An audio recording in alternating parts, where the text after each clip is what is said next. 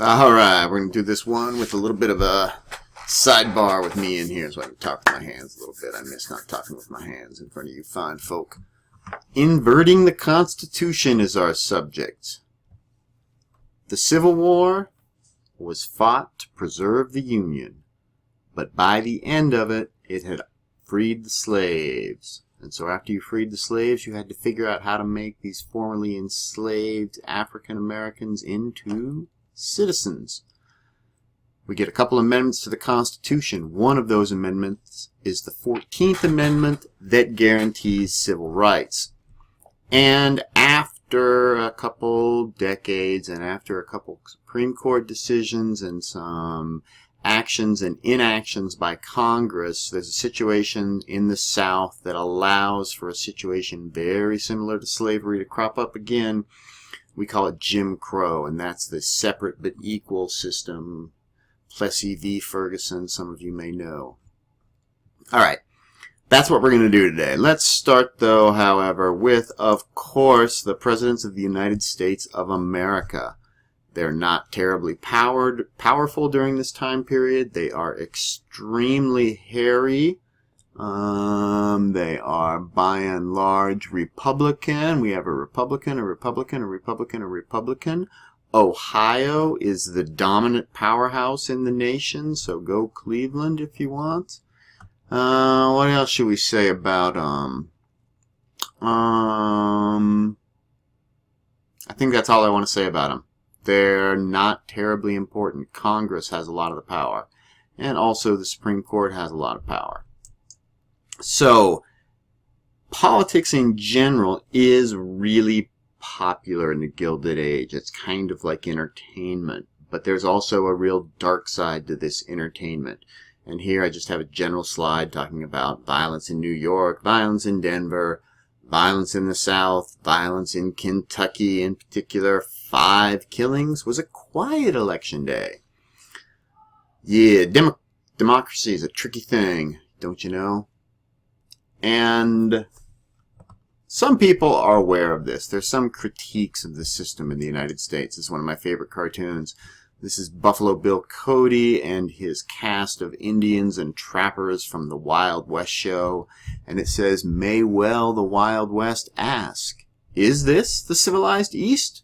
Because here you have a politician throwing cash, bribing the voters, and there's some other stuff going on back in there. But basically what it's saying is the Gilded Age is corrupt, and we've kind of known this. We've talked about business being huge.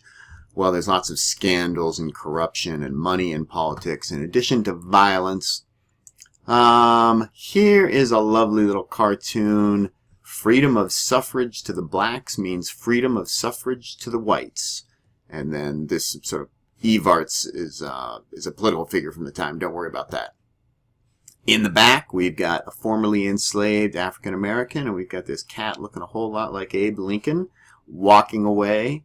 That is a broken ballot box. This is the Temple of Liberty, and the South is all boarded up. By 1880, this national cartoon is suggesting that there's not really democracy in the South. Tammany Hall, this is the East Coast, and there's not really that much democracy, so they say, because of all the corruption. Historians have now gone back and looked and say, no, actually, it worked pretty good. Under Tammany Hall, government provided jobs, government provided services, government did what it's supposed to do, and it worked fairly well for the immigrants, even with corruption. Of course, there's corruption. Let's see. We've had this slide before. I'm going to change this real quick. That should not be a capital I. We've had this slide before. It's an idea that's important because it pivots 2 things. One is business is in control. So the government, the army, the courts side with business. They're going to side with business in opposition to the populace. They're going to side with business in opposition to labor unions. They're going to side with business in opposition to African Americans and civil rights in the South. In this time period, the Supreme Court says 2 things. 1, we're not going to respect civil rights. And 2, we're going to put economic rights over civil rights. I've mentioned it before. I'll mention it again. However, there were people, Henry Cabot Lodge being one of them. He's a senator who sees the disenfranchisement in the South, and he wants to have federal supervision anywhere in the country where 100 voters request it. This is basically sending in the federal government to oversee elections to make sure that people can vote, people aren't intimidated or threatened or have violence taken out on them. It's focusing on the South, but it could apply to other places in the country. I like to move my hands around. That's good. Okay. There were people who were definitely opposed to this. There is even talk at this time of repealing the 15th Amendment, which actually grants African Americans the right to vote and is the third in those Civil War Reconstruction amendments. 13th, 14th, and 15th. Why, pray tell, would Americans not want to support democracy? One, they're tired of fighting the Civil War. This is now 1865, 1867, 1865, 1867, 1875, 1885, right? We've been talking about this for a long time, so they don't want to keep doing this. Politics is kind of seen as the survival of the fittest. If you're tough, you can handle it. If you can't, don't be involved. And then finally, this is an important thing. Compared to the rest of the world, we had democracy. And here, really another big theme of the lecture, the podcast, the screencast, whatever you want to call this thing, is that it's after 1890 when the worst of black disenfranchisement comes along. So when this bill is proposed, real Jim Crow hasn't set in. That cartoon to offering counter evidence to that. But it gets worse after this. Here is a political cartoon from 1890. By the way, 1890 is when the Lodge Force Bill is being debated in Congress. Here's this big ballast, which is going to... You do that and it blows flames. Whoops, I got to do this with a calendar. Blows flames on the New South, and it would fan the flames of sectional strife. And all of these are caricatures of political leaders during the day. It's actually pretty funny. Here's another one. We got little old Harrison. This is the president trying to get in between Colonel Sanders. No, not really. That's a plantation owner. And can you believe, seriously, people, can you believe that Kentucky Fried Chicken is using this guy to sell chicken again? Okay. In the 1890s, this would be representative of the South. This was a formerly enslaved African American. Now we call them citizens. And what's trying to suggest is the force bill is going to get in the way of growing harmony in the South. It's poppycock, of course, because here's what's really going on. We're having a bunch of lynchings, and the real start of the lynching comes in 1890, right after the Force Lodge Bill. The Lodge Force Bill is not approved by Congress. So this bill comes up to Congress, they vote it down, it does not become the law. Jim Crow is allowed to occur.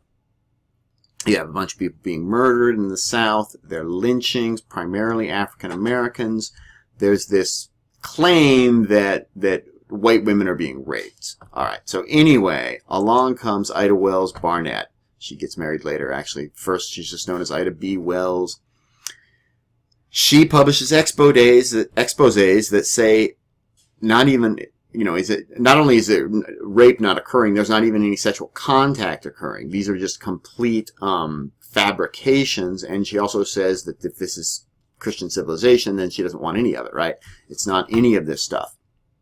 She tries to publicize the violence in the South, but she doesn't get a lot of traction. So that's one way that African Americans fight against this. They go to the newspapers, they spread their word, they try and raise awareness. Congress just doesn't do anything about it. There's another guy named Booker T. Washington. He had grown up under slavery. He was born an enslaved man in the South. And he looks at this kind of like our friend Samuel Gompers in the labor movement. He says what we need is economic progress, to achieve independence, that the way you improve the lives of African Americans in the South is slow, steady increases in living conditions, not through rebellion, not through protest. He trains teachers. He operates this normal school.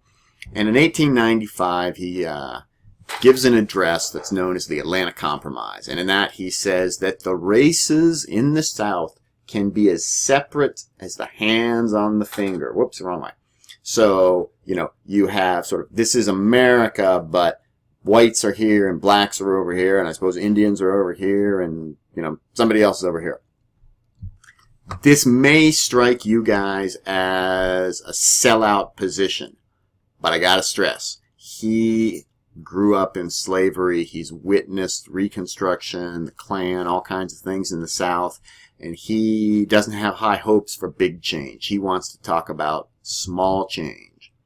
Unfortunately, the Supreme Court in 1896 says Jim Crow is cool, separate but equal is cool, that even if you're 1/8 African blood, ooh, disgusting concept that blood somehow designates your race, but even if you're just the slightest bit African in your parentage, even if you can't even tell that someone is black, that you are still under the law authorized to be placed into separate but equal accommodations. Sorry, I'm having trouble talking here. Homer Plessy challenged this Louisiana law. This is a civil rights action on his part. He wanted to try and have the Supreme Court say, no, you can't do this. Unfortunately for him and for America, the Supreme Court says separate but equal is fine. So this institutionalizes changes that had already occurred. By 1896, the Jim Crow South is pretty much in place. We have no more civil rights being protected. So you can discriminate however you want against African Americans in housing and employment and all kinds of different things. There are no real voting rights for African Americans, so they can't choose their representatives. And then finally, there's de facto legal segregation where they are told where they can live. All of this had come about by Plessy v. Ferguson, and Plessy v. Ferguson just gives it the official okay. This is going to be the case till when? 1954. For the next segment of this course, we're going to talk about how African Americans fought to try and get their civil rights before Brown v. Board of Education. But for now, just ruminate on that for a while. Congress said we don't care. The Supreme Court said we don't care. And then finally the Supreme Court said it's absolutely okay to discriminate against African Americans. And that is how we get the Jim Crow South. Sort of. All right, have fun out there.